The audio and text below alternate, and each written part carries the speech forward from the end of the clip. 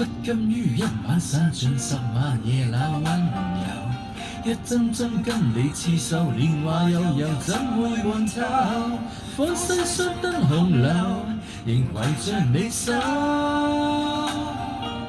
初邂逅，我喜歡雙雙漫步在霧裏，講攤牌實在是沒罪，跟你這一種老派英女，只想約會到8000歲，微醉寫詩作對，下去仍像個書生初約佳人。